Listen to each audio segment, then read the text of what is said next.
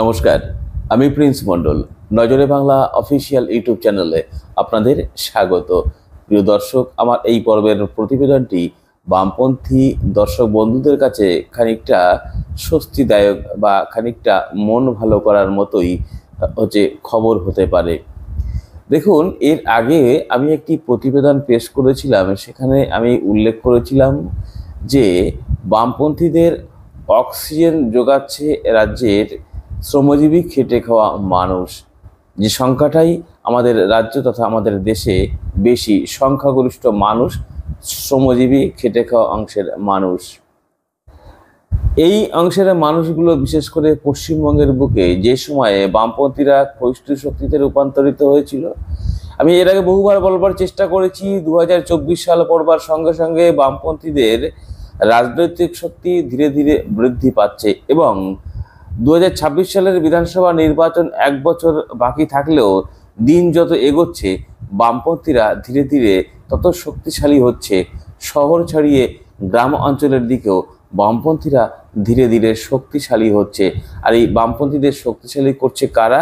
বামপন্থীদের শক্তিশালী করছে রাজ্যের একটা বড় অংশের মানুষ, যারা বিশেষ করে বর্তমান শাসক দল এবং রাজ্য সরকার দ্বারা প্রতারিত এবং রাজ্যের প্রধান বিরোধী দল তাদের দ্বারা প্রতারিত, তাদের দ্বারা বিভ্রান্ত করতে, মানুষকে বিভ্রান্ত করছে বারবার এই দুটো রাজনৈতিক দল। তারা কিন্তু ধীরে ধীরে এই দুটো রাজনৈতিক দল থেকে মুখ ফিরিয়ে নিয়ে বামপন্থার উপরে আবার আস্থা বিশ্বাস রাখতে শুরু করেছে। এক কথায় ধীরে ধীরে অক্সিজেন যোগাচ্ছে এই শোষিত, বঞ্চিত, নিপীড়িত অংশের মানুষগুলো।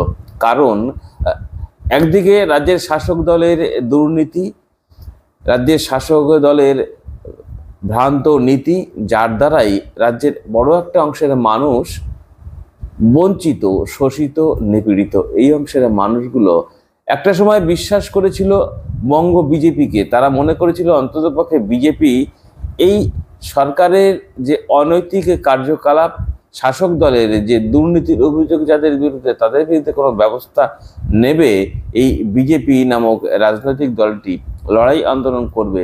কিন্তু মানুষ দেখতে পেল তাদের ধারণা ভুল। বিজেপির জায়গায় বিজেপি আছে, মানুষকে নিয়ে লড়াই আন্দোলন করে মানুষের দুঃখ দুর্দশা মোচনের ক্ষেত্রে খুব একটা উদ্যোগ গ্রহণ বিজেপি করছে না। তারা একটা জায়গায় দাঁড়িয়ে রয়েছে, সেটা হচ্ছে ধর্মীয় মেরুকরণের রাজনীতি আমদানি করেছে পশ্চিমবঙ্গে। আর সেই ধর্মীয় মেরুকরণের রাজনীতি করতে গিয়ে মানুষে মানুষে বিভাজন ঘটিয়ে রাজনৈতিক ফয়দা তোলবার একটা প্রচেষ্টা তারা ধারাবাহিকভাবে চালিয়ে যাচ্ছে। এটা কিন্তু মানুষের মধ্যে খানিকটা বিশ্বাস করাতে পেরেছে এই বামপন্থী রাজনৈতিক দলগুলো, বিশেষ করে সিপিআইএম পার্টি। সেই বিশ্বাসের উপরে দাঁড়িয়েই কিন্তু মানুষ ধীরে ধীরে বামপন্থের উপর আস্থা রাখছে, যে কথা বলছিলাম। এখন আমি এর আগে যে প্রতিবেদনটি দিয়ে করেছিলাম এর কয়েকটি প্রতিবেদন আগে, সেটা হচ্ছে পূর্ব মেদিনীপুর, যেটা হচ্ছে রাজ্যের প্রধান বিরোধী দল বিজেপির প্রধান মুখ শুভেন্দু অধিকারীর গড়, কাঁথির 3 নম্বর ব্লকে কুসুমপুর সমবায় নির্বাচনে সেখানে কিন্তু একেবারে ধূলিসাৎ হয়ে গেছে বিজেপি। একটি প্রার্থীও বিজেপি দিতে পারেনি। অর্থাৎ বিজেপির হয়ে রাজনৈতিকভাবে প্রতিদ্বন্দ্বিতা করবার মতো লোক আর বিজেপি খুঁজে পাচ্ছে না, এমন একটা জায়গায় চলে গেছে বিজেপি। 5টি আসনে বিনা প্রতিদ্বন্দ্বিতায় জয়লাভ করেছে ওই কুসুমপুর সমবায় নির্বাচনে, যেটা শুভেন্দুর গড় নামে পরিচিত, কাঁথি 3 নম্বর ব্লকের। এবং 4টে আসনে মাত্র প্রতিদ্বন্দ্বিতা হয়েছিল তৃণমূলের সঙ্গে, সেখানে তৃণমূল ধুয়ে মুছে ছাপ হয়ে গেছে। তৃণমূল একটি আসনও পায়নি, অর্থাৎ সবকটি আসনেই বিজয়ী হয়েছে বামপন্থী তথা সিপিআইএম পার্টি সমর্থিত প্রগতিশীল বামপন্থী প্রার্থীরা। পুনরায় আবার আরেকটি জায়গায় এই বামপন্থীদের জয় আবার মানুষ এনে দিল বামপন্থীদের ঝুলিতে, সিপিআইএম পার্টির ঝুলিতে। যেটা জানা যাচ্ছে, সেখানেও নাকি সিপিআইএম পার্টির সমর্থিত বামপন্থী প্রগতিশীল প্রার্থীরা জয়লাভ করেছে। এখন এই ঘটনাটি কোথায় ঘটেছে?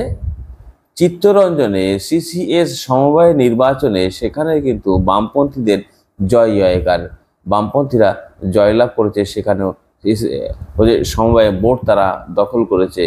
এক কথায় লাল হয়েছে চিত্তরঞ্জন ওই সমবায় অঞ্চল।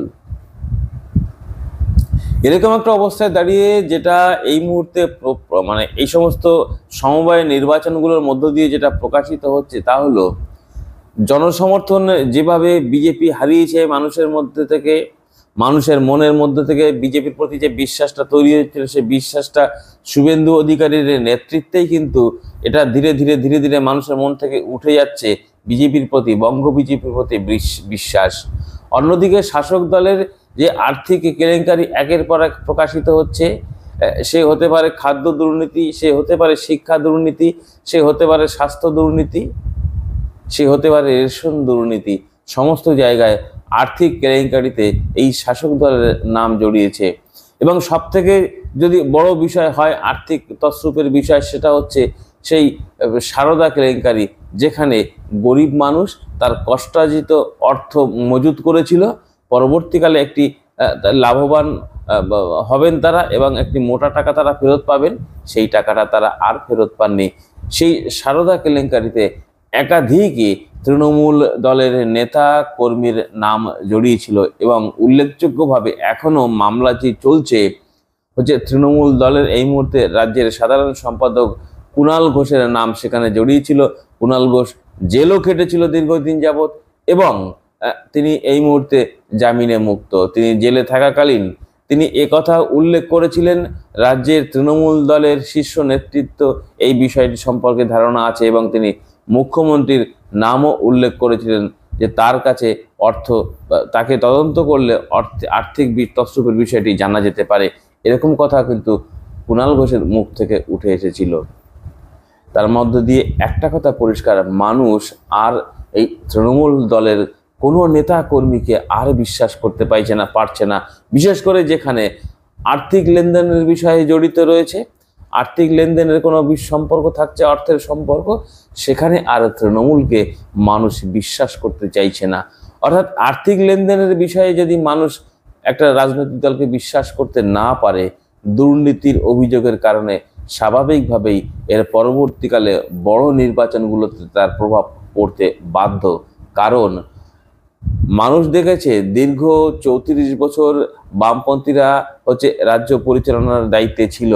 সেই রাজ্য পরিচালনার দায়িত্বে থাকাকালীন কোনো আর্থিক কেলেঙ্কারি, কোনো দুর্নীতির দায়ে হচ্ছে অভিযুক্ত করতে পারেনি বামফ্রন্ট সরকারের কোনো নেতা মন্ত্রীর বিরুদ্ধে, সিপিআইএম পার্টির কোনো হচ্ছে নেতাকর্মীর বিরুদ্ধে সেইভাবে দুর্নীতির কোনো অভিযোগ অন্ততপক্ষে তুলতে পারেনি।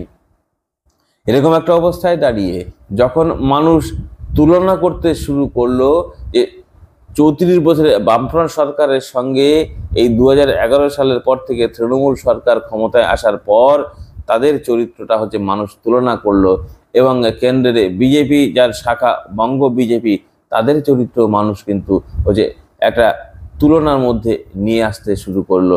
স্বাভাবিকভাবেই মানুষ এই দুটো রাজনৈতিক দল, একদিকে রাজ্যের শাসক তৃণমূল কংগ্রেস, অন্যদিকে কেন্দ্রের শাসক বিজেপি, এই দুটো রাজনৈতিক দলের উপরে মানুষের আস্থা ভরসা ধীরে ধীরে ধীরে ধীরে কমতে শুরু করেছে।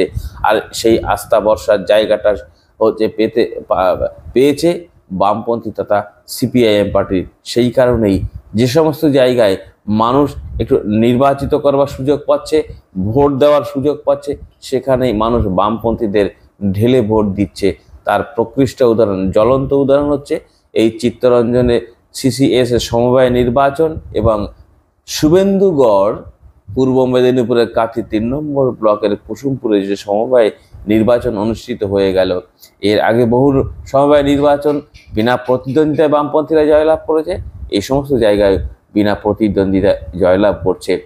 আসুন আর বেশি কথা বলবো না, কি ঘটনা ঘটেছিল ওখানে, একটি সমবায় সমিতি দখল করবার জন্য কি চক্রান্ত করেছিল শাসক দলের পক্ষ থেকে, সেই বিষয়গুলোই আপনারা শুনুন সরাসরি ওখানকার নেতৃত্বের মুখে। চিত্তরঞ্জনের মানুষ, কলকাতা ডানকুনি হাওড়া স্টোরসের মানুষ সেই দখল করার রাজনীতির বিপক্ষে তার যে রায়, সেই রায় স্পষ্ট করেছে।